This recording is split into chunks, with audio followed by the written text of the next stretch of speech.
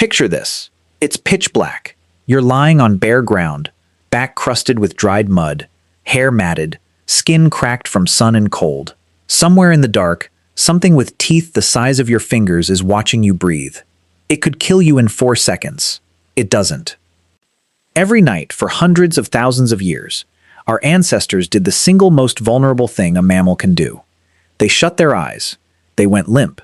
They lay there, unarmed, unarmored, completely blind to the world, surrounded by animals that could tear them apart without breaking a sweat. And somehow, we survived long enough for you to be reading this. So here's the question nobody really sits with. Why didn't they just eat us? The obvious answer feels like it should be fire. Cavemen huddled around a flame.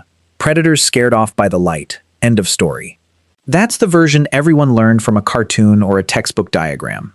It's not wrong exactly. It's just wildly incomplete. Fire is maybe 15% of the real answer. The other 85% is stranger, older, and honestly a little unsettling once you understand it. Let's start with what a predator actually wants. Big cats, wolves, hyenas. None of them are looking for a fight. A fight means risk, and risk means injury. And in the wild, an injury that would be an inconvenience for you is a death sentence for them. A lion with a torn tendon doesn't get to visit a hospital. It starves.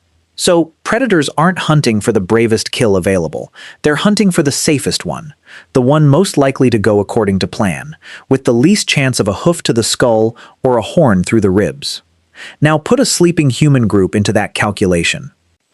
At first glance, sleeping humans look like the safest kill on the savannah. No claws, no horns, no armor plating. Slow, soft, and completely unconscious. It should be an easy meal. But predators, it turns out, are running a much more sophisticated risk assessment than soft equals safe. And here's the part nobody talks about. Predators don't fear individual humans. They fear the group. Anthropologists studying modern hunter-gatherer camps, the Hadza in Tanzania, the San in the Kalahari, notice something predators clearly noticed first.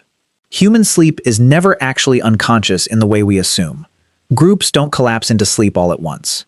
There's a staggered, almost engineered irregularity to it. Someone's always stirring, shifting, half-waking to check the fire, murmuring to a child, getting up to relieve themselves.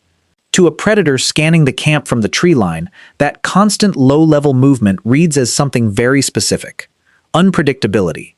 And unpredictability, to an ambush hunter, is the single most dangerous variable in the room. This is where it gets interesting from an evolutionary biology angle. Predator strategy is built almost entirely around surprise and predictability. A lion doesn't want a fair fight with a herd of buffalo. It wants the one buffalo that's isolated, injured, or asleep in a way that guarantees no counterattack. Researchers studying lion predation patterns around human settlements in East Africa found something almost boringly consistent. Lions overwhelmingly target livestock, not people, even when people are sleeping just meters away in flimsy enclosures. The livestock is predictable. It doesn't wake up screaming. It doesn't have 30 other members of its group instantly alert and hurling rocks, spears, and burning branches in your direction within seconds. That's the second piece nobody puts in the documentary version. The noise. Human alarm response is uniquely chaotic compared to almost anything else in the animal kingdom. When one member of a sleeping human group wakes to a threat, the reaction isn't a quiet retreat. It's shouting. It's grabbing.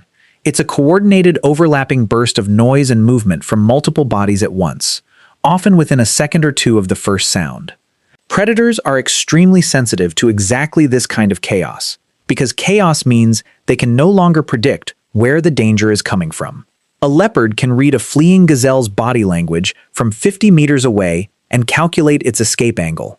It cannot calculate 6 adult humans erupting in 6 different directions with sticks on fire. Then there's the smell. This is the part that genuinely surprises people. Predators aren't just avoiding noise and movement. They're avoiding us on a chemical level. Studies on predator avoidance behavior, including experiments broadcasting recorded human voices in South African reserves, found that lions, leopards, and even elephants fled from human vocal sounds far more readily than from lion roars played at the same volume. Human scent and human sound have become, over evolutionary time, an almost universal warning signal across predator species on multiple continents. Not because we're the strongest, because for tens of thousands of years, wherever humans showed up, things got dangerous for predators specifically. Spears, fire, poisoned arrows, coordinated group hunts that could bring down animals 10 times our size. Evolution doesn't need a predator to understand any of that consciously. It just needs enough of that species' ancestors to die around humans that the ones left standing developed an instinctive aversion. There's also a piece of this that's purely architectural, and it rarely gets mentioned. Where a group slept mattered as much as how it slept. Cave sites like Border Cave in South Africa and Klassie's river mouth show something consistent across tens of thousands of years of occupation. Humans didn't just sleep anywhere. They chose elevated ground, narrow entrances, positions with a single defensible approach and a clear sightline outward. That's not an accident of geography. That's early spatial reasoning applied directly to predator risk. A cave with one entrance means a predator can't flank the group. It means the one or two people still half awake are watching the only door that matters. Compare that to an open plain, where danger could come from any of 360 degrees at once. The site selection itself was a defense system, built before anyone had a word for defense. Layer onto that the role of the fire ring, and you start to see why fire gets so much credit even though it's only part of the picture. Fire wasn't primarily about light. Predators, especially nocturnal ones, have eyes built for low light, so a flickering flame isn't blinding them the way it might blind you. What fire actually did was mark territory chemically and audibly. Burning wood produces smoke that travels for kilometers. And most predator species have an aversion to smoke baked in from millions of years of wildfire exposure. Smoke means fast-moving, unpredictable danger. So even before a predator got close enough to see or smell the humans themselves, it was already smelling a signal that said, from a great distance, something here is not worth it. There's a genetic layer to this too, one that shows up in a place you wouldn't expect. How lightly humans sleep compared to almost every other primate our size. Researchers comparing sleep architecture across species found that humans sleep less overall than most mammals of comparable size, but cycle through lighter stages of sleep more frequently, waking briefly and often without remembering it.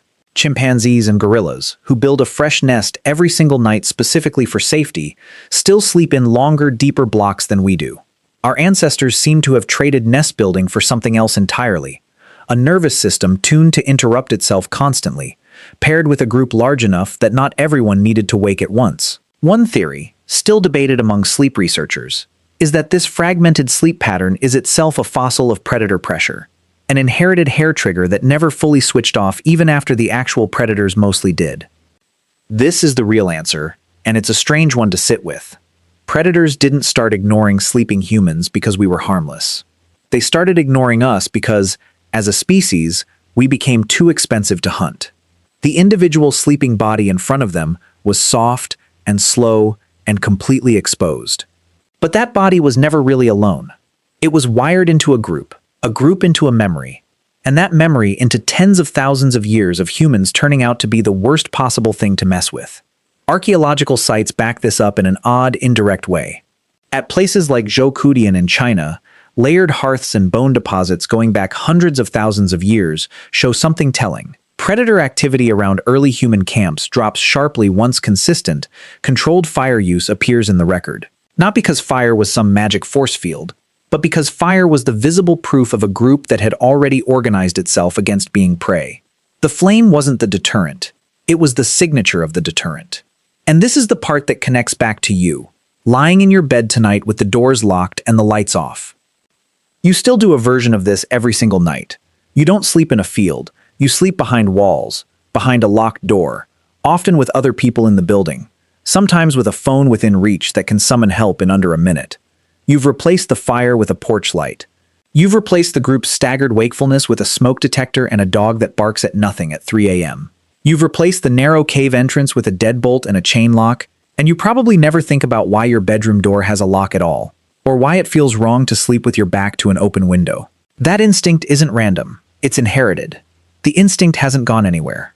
The vulnerability of sleep never stopped being real. What changed is that we got extremely absurdly good at making that vulnerability not worth anyone's trouble.